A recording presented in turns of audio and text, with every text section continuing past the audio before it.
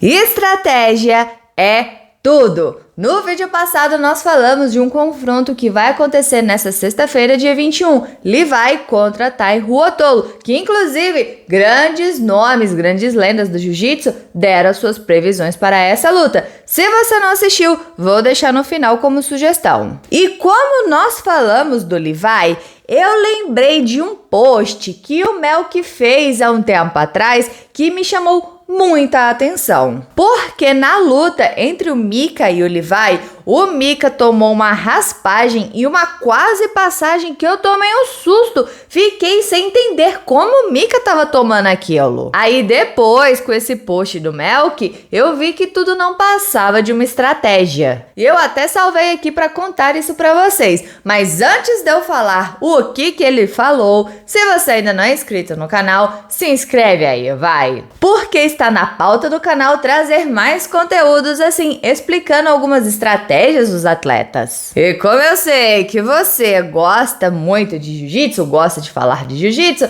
então faça parte dessa comunidade que fala de jiu-jitsu todos os dias. Então se inscreve aí, vai! No World Pro, o Mika fez 7 lutas para ser campeão.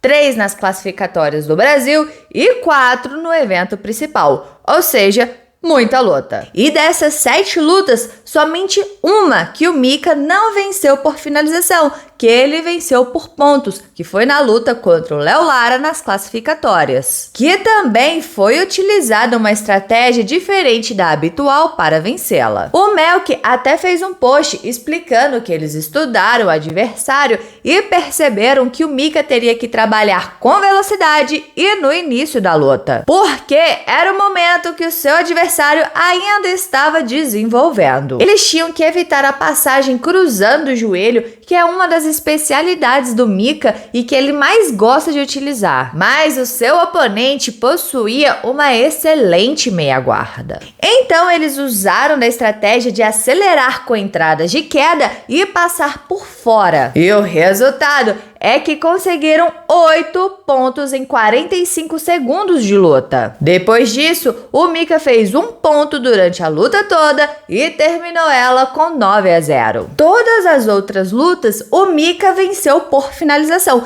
inclusive a luta contra o Levi, que foi nas quartas de final do evento principal. O que eles fizeram? O Melk disse no post que quando eles olharam a chave do World Pro, já sabiam quem iriam enfrentar pela frente. Então, eles estudaram o perfil técnico e psicológico dos seus adversários e traçaram algumas estratégias. No caso da luta contra o Levi, eles usaram a autoconfiança excessiva dele para atraí-lo aonde ele é mais fraco. Nas 2 primeiras lutas do World Pro, o Mika só trabalhou por cima, passando guarda. O objetivo era que o seu adversário da terceira luta pensasse que o Mika fosse tomar a mesma atitude na luta contra ele. E apesar do Mika querer trabalhar por baixo com ele, eles iniciaram como nas outras lutas, acelerando por cima e fazendo ataque nas pernas. Se o Mika começasse puxando para a guarda, o adversário saberia o que eles tinham planejado e com certeza não subiria. Então, no desenvolvimento da luta, eles cederam uma raspagem e deixaram a guarda ligeiramente displicente para o Levi se sentir confortável. E foi exatamente o que aconteceu. Eles moldaram um cenário perfeito para que o Levi se sentisse confiante e caísse na armadilha. Resultado, uma luta que poderia ser duríssima terminou em menos de 2 minutos com um campeão europeu e pan-americano da IBJJF finalizado. Essa estratégia deu certo e fez o Mika economizar uma energia. Cara, estratégia é tudo! Quando eu li isso, aí que eu fui entender aquela luta. Porque quando eu tava assistindo, eu vi essa passagem e essa guarda ligeiramente displicente, exatamente como ele escreveu. E aí eu pensei, uai, o que tá acontecendo com o Mika? Ele tá cansado? Eu fiquei sem entender, eu tomei um susto. Eu caí na armadilha também. E vocês, quando vocês assistiram essa luta, tomaram um susto também? Em competição, vocês traçam estratégias ou vão na cara e na coragem? Deixa aqui embaixo a sua opinião. Bora conversar sobre isso, porque é sempre bom conversar sobre jiu-jitsu. E não se esqueça de se inscrever no canal, curtir e comentar para dar aquela moral pra Rafa, porque aqui tem vídeo de jiu-jitsu todos os dias.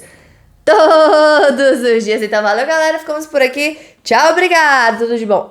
Separei esses 2 videozinhos aqui pra você. Um, como eu já havia informado, é uma pré-análise da luta do Tai Ruotolo contra o Levi, e a outra é explicando a passagem de guarda que o Hokage fez no Mundial. Incrível! Se você não assistiu, assista porque eu recomendo.